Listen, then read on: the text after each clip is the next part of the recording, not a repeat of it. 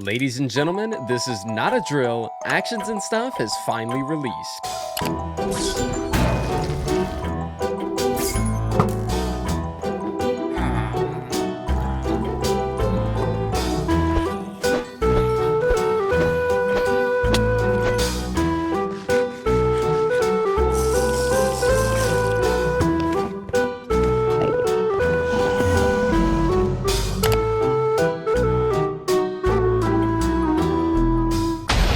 Alright everybody, welcome to another video. Today, of course, we are going to be reviewing the Actions and Stuff resource pack for Minecraft Bedrock Edition. Now, I just want to give a shout out to Orville Studios for giving me the pack early. However, this does not affect my review whatsoever. They did not pay me to make this video. They just reached out and asked me if I wanted some early access to make my video, and I told them yes. So thank you guys, I really appreciate it. Now, the first thing that you might notice after picking up Actions and Stuff from the Bedrock Marketplace is that, well, it looks a little bit different than what my game currently looks like, at least at face value. So why is that? Well, the reason for this is because Actions and Stuff has its own brand new textures. If you guys didn't know, Orville Studios is the same studio behind the 15-year anniversary journey map that Mojang had released whenever Minecraft hit its 15th anniversary. And with Actions and Stuff comes its own textures that are inspired by that map. Now, as you'll see, I just entered into the settings menu for Actions and Stuff, and we have multiple different resolutions. We have 16, 32, and 64. So 16 resolution is what you're going to get out of the box. This is going to have the 16-year journey textures and everything in between. If you want your game to look completely different, then use this resolution. The 32 resolution is basically just the Actions and Stuff animations and the 3D models, but with vanilla textures. So this is basically what the majority of you are probably going to be using. However, the resolution of 64 basically means that you can combine Actions and Stuff with other texture packs to be able to have a bit of a more custom experience. So think running Actions and Stuff with the Bare Bones texture pack or with the Bedrock Tweaks texture pack. That is the resolution that you're going to want to go for if you want to have a truly custom experience. So now that you guys know how to customize this resource pack, let's talk about some of the player animations. Now, by far, one of the best parts of this resource pack is not only the third-person animations, but the first-person ones. Something that I definitely wasn't expecting was to see brand new first-person animations. If I come over here to punch this block, you'll notice that the punching motion is a lot different.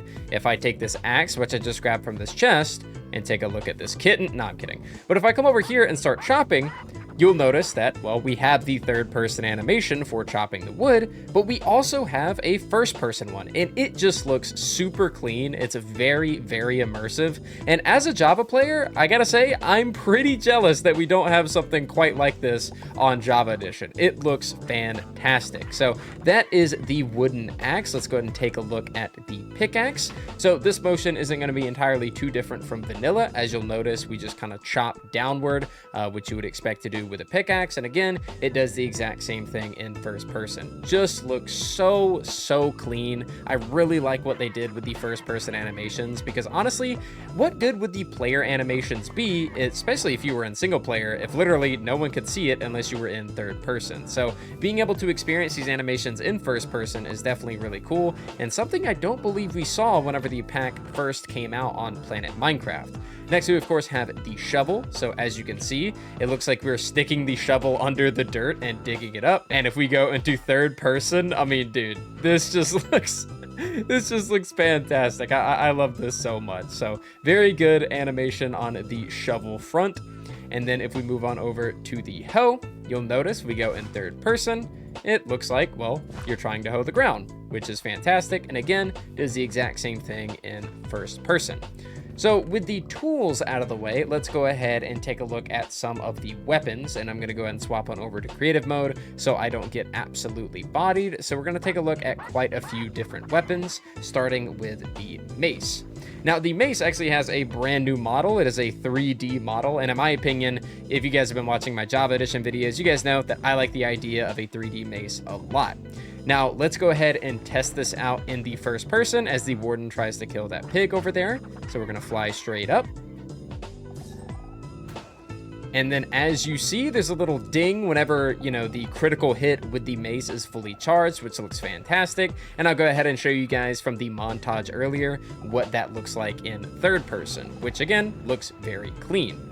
Next, we'll go ahead and pull up the bow. So here is the bow animation in first person. As you'll see, you actually bring the arrow over from the left side of your screen with your other hand to pull it back. And in third person, looks just like you would imagine. Very, very high quality animations right here. Let's go ahead and move on over to the crossbow. Again, your other hand will get involved and you will kind of, you know, set up an arrow in the crossbow or a bolt. Looks very clean. Again, here's the third person view of what this looks like. Very nice. I really do like the particle effects a lot. Next up, we have probably my favorite, which is the sword. If you take a look at the first person animations, you have a little combo system going where you swing back and forth and then you stab. It looks really nice. And again, this is the exact same thing in third person. And of course, lastly, we have the trident, which if we try to poke the warden with it, of course, it just looks like we're trying to poke him. And then if we try to throw it, looks very, very nice. Here is the first person animation for that as well. So now that we have talked a little bit about weapons, let me go ahead and put all of this back. Let's go and showcase some other animations. Next, we have the crawling animation. So we're going to go ahead and get under the trapdoor. And as you guys can see, this is what the crawling animation looks like. This is what the ladder animation looks like, very clean. And now that we're at the top here, we also have a chest filled with food. And of course, we do have some eating animations. So first off here is the tropical fish animation. Next up, we have the apple animation, and as you guys might notice, there are some 3D models for this food, which they do look pretty fantastic. Next, we have the steak. This does not have a 3D model, but you definitely just shove it straight in your gullet. Very nice. Next, we have the bread. Again, all looks very similar, just different models. We have the golden carrot, which is probably going to be the most popular option, seeing as most people in survival eat these. And then probably one of my favorite things about this is the way that they treat liquids. So as you can see, we have the water bottle. It is a 3D model, and if you drink from it, you'll actually see it get depleted from the bottle itself. And if we bring up the milk bucket, the same thing here. Looks really, really cool. Alright, so now that we've spent some time looking at the player animations, I think it's about time that we look at the mobs. Now, when I think of mob animations, the first thing I think of is, of course, the villagers, because they can blink, they can look around, and most importantly, if you have a Vindicator, they can look scared. And I feel like if anybody's ever testing fresh animations or actions and stuff, or, you know, any kind of animation pack that exists, normally the first thing you're going to want to do is take a Vindicator and take a villager and just see how they interact. And as you can see, he's very scared. The Vindicator is very angry. Very nice showcase. Also, I don't know what you're doing here, but yeah, you need to get lost. Next up, we have what I thought was pretty funny while I was doing some testing earlier. We have the Ravager, because if you put these guys in water, it looks like they're barely able to tread above the water, and they really don't like being in there. So it's pretty hilarious. I like the Ravager a decent amount. I'm gonna go ahead and get rid of him because he keeps splashing and he's gonna make a lot of noise. If we head over here, we of course have the chicken, and as you guys can see, a little bit of a subtle animation going on, flapping its wings and everything. Looks very nice. But of course, if we implement a fox into the mix, you'll of course have the fox's jumping and hunting animations, which look very nice. I also had this clip from earlier where you could actually catch a fox sleeping, and it of course will have Z's over its head. And just to showcase once again from the montage, this also is the same case with villagers, which is a pretty nice detail. I'm a really big fan of like subtle details like that. Next up, I want to go ahead and make a thunderstorm happen, because we of course are going to summon the creeper, and I'm going to go ahead and turn it into a charged variant. And as you can see, oh my goodness, was that animation super cool. We'll go ahead and do that one more time, because you can actually see the skeleton of the creeper when it got struck. And you can even see a little bit of TNT in its belly as well. Just an awesome attention to detail. And I guess, you know, you guys probably want to see what the explosion looks like. So I'm going to go ahead and take one for the team here. And there you go, just a little mini explosion. while it is raining and we have some mobs out here, we can go ahead and take a look at a few others. So as you can see, this is the zombie. Basically, you know, pretty similar, nothing exactly too crazy. If I do go into survival, it should put its arms up and run at me. At least this little baby is right here. We of course have the skeleton, which has the new bow animations. The creepers following us. We got the spiders look a little creepier than normal. Yeah, the zombies got their arms up and everything in between. Let me go ahead and save myself really quick. One thing you might have not noticed that I picked up on, and I hope that they add more in the future, is actually some death animation. So as you'll see, whenever I killed that spider, it actually flipped upside down and had its legs up in the air. If I go ahead and come down to this spider as well, you'll see that it just kind of collapses in on itself. So it looks like there are a few mobs here and there that do have custom death animations. The zombie, of course, not being one of them, but I really do hope that they add more of these in the future, because in general, they just look super clean, and it's really those fine details that I'm a really big fan of.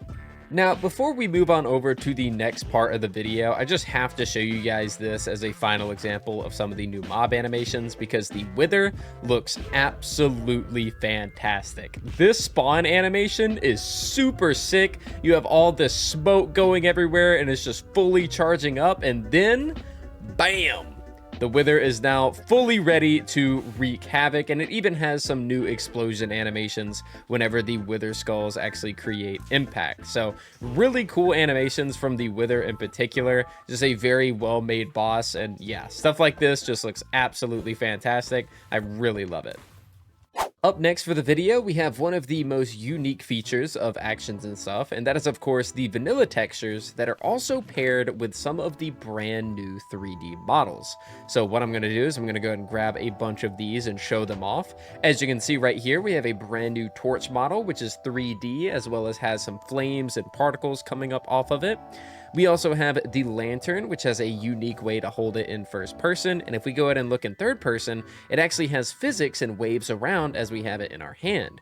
Next up, we have the book and quill, which actually opens up in your hand and shows the quill as though you are writing with it. Super, super cool detail. And if we go into third person, you can see that you're holding both sides of the book.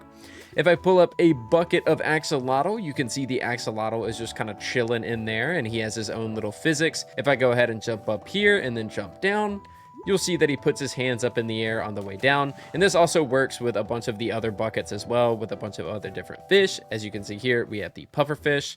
Next up, we have the bottle of enchanting, which of course is a 3D model, but if we throw it, it'll stay in that 3D state and has some unique dust that settles whenever you throw it. And you also might be able to notice that the enchanting orbs are also 3D. These look super clean. I really like the design of these.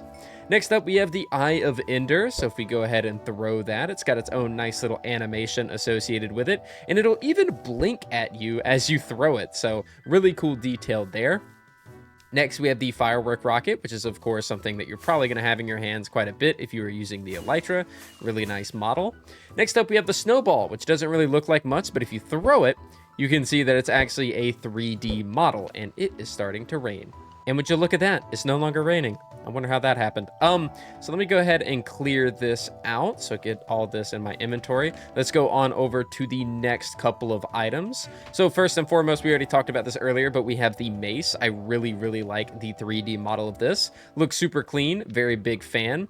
We of course have the breeze rod, which I guess they made 3D to kind of make sense with the mace, seeing as you're kind of holding onto a handle. The breeze rod being, you know, kind of looking like a handle whenever you're holding it. Makes sense. Next up, we have the map, which at first glance doesn't really look like anything, but if you look in third person, oh yeah, looks really, really clean. I love the way that this came together. Looks very nice. We also have the Totem of Undying, which looks 3D in your hand as you kind of like push it out a little bit.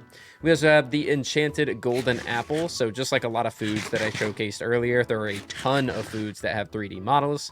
Next up, we have the goat horn, and it even comes with an animation whenever you blow into it. And something that I thought was a super cool detail is if I use this chicken spawn egg a couple of times and perhaps get lucky, we actually have a brand new model for baby chickens. Oh my goodness, dude. When I saw this for the first time, I absolutely freaked out, and it even blinks at you. It looks fantastic. If you guys have watched some of my Java Edition videos, you guys know that I've covered some packs that remodel some of the baby mobs in the game, and I absolutely love the little chicken. I hope that they do some more stuff like this because it looks really, really funny.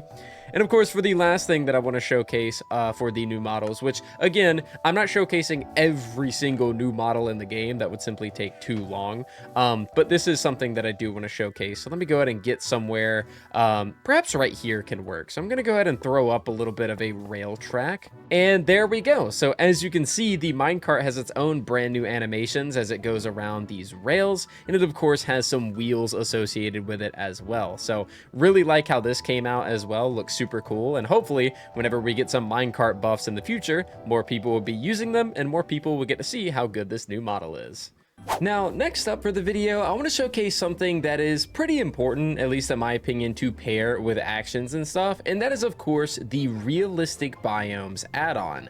Now, this add-on is also made by 𝗿𝗏𝗡𝗏 Studios, and essentially what it does is it adds a lot of atmospheric effects to Minecraft. So as you can see here at night, we have a very starry sky, we have a little bit of fog going on over there, and of course we also have a meteor shower. But Realistic Biomes affects a lot of areas of the game and can really give off an immersive feel with actions and stuff. So to give you guys one of the coolest examples with this add-on, if we go ahead and enter into this swamp, you'll notice that things get very eerie. There's this deep fog that comes through, a little bit of a drizzle of rain going on, and the atmosphere is just absolutely insane. Now, the only downside to this, of course, is that Realistic Biomes is an add-on, whereas Actions and Stuff is a texture pack, meaning that with Actions and Stuff, you of course don't get your achievements disabled, but if you were to run this with it, then that would happen. I'm not entirely quite sure why Mojang or Microsoft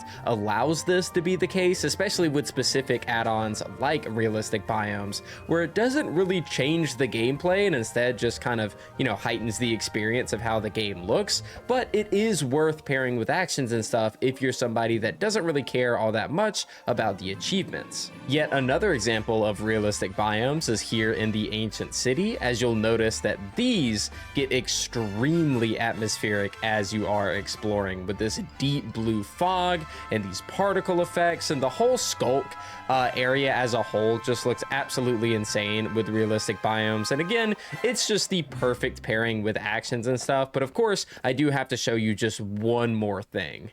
And that, my friends, is of course the Pale Garden. This area looks absolutely insane whenever you're running Realistic Biomes. Of course, you have the fog that everyone wants. You have the particle effects with, I mean, I guess you could assume they're fireflies, but it kind of makes you think of the Creaking's eyes, as you just saw right there. There was a little bit of an illusion that there was a creaking in the fog. And of course, I feel like this goes without saying, but the creaking is of course animated with Actions and Stuff, has glowing eyes, it blinks and everything in between.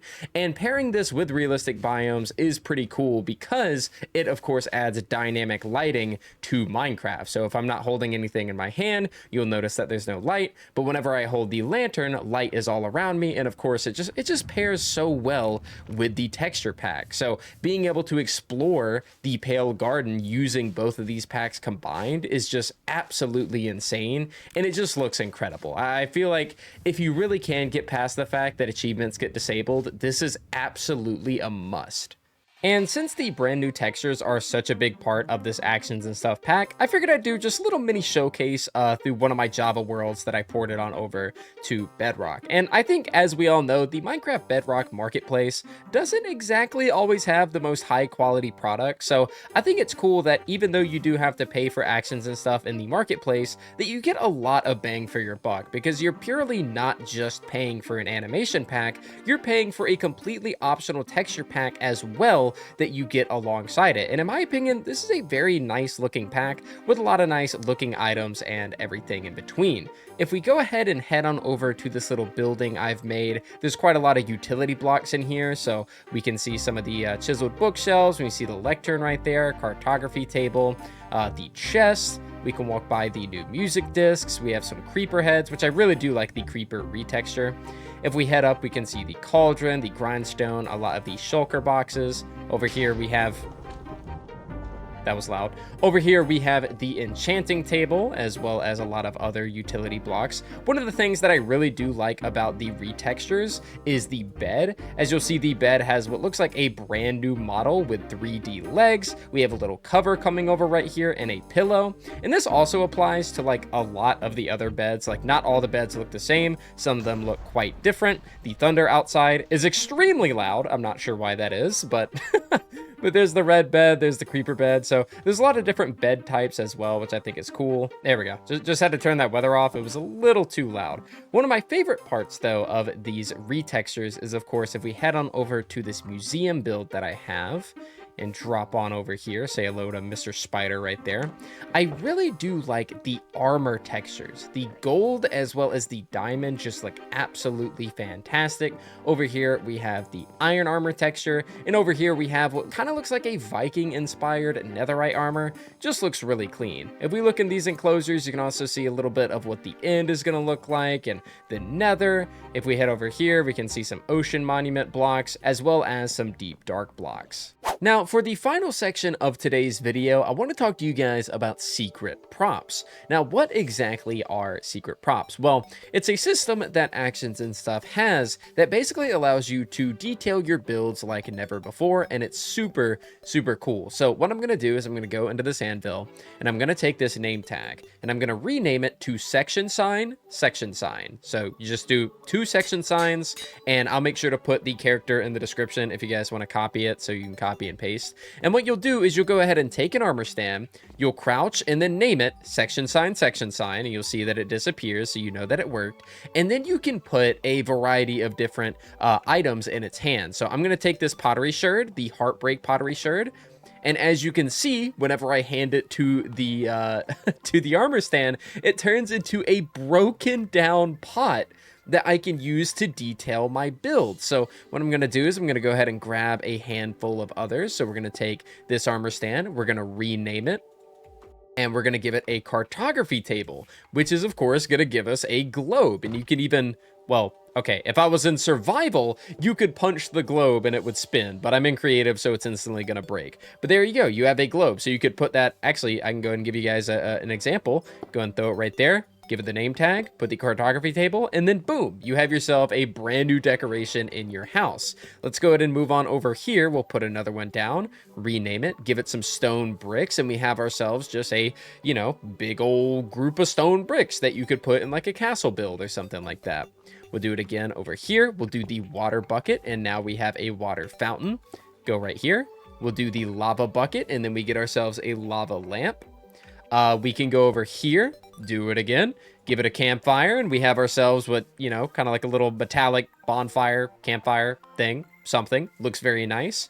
And then we can do it one more time, and we can give it a soul torch, and then you kind of have a soul version of that. I mean, this is just such a cool concept. I don't think I've ever seen a pack ever do this, and the amount of detailing that you can add to your builds using this system is absolutely endless. And if you guys are curious, 𝗿𝗏𝗡 has an entire Wikipedia dedicated to Actions and Stuff that I'll have linked in the description. There's just an endless amount of combinations that you can have with these armor stands, and honestly, just so much going on in the pack itself that I didn't even showcase in this video that you guys might be curious about. So if you want to know more about these secret props and how to be able to spawn them in and what they are, or just anything about the endless features that come with Actions and Stuff that didn't come in this giant showcase video, then definitely feel free to check the link in the description.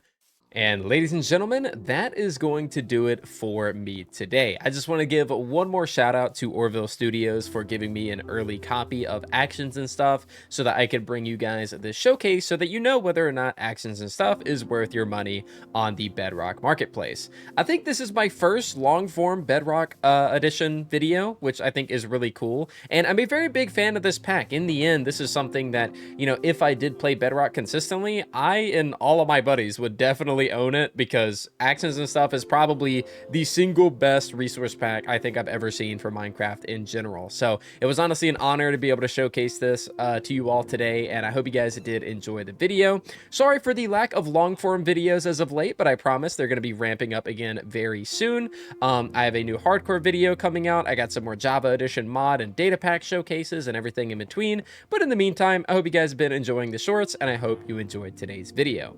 Thank you all so much for watching. I really do appreciate it, and I will see you all next time.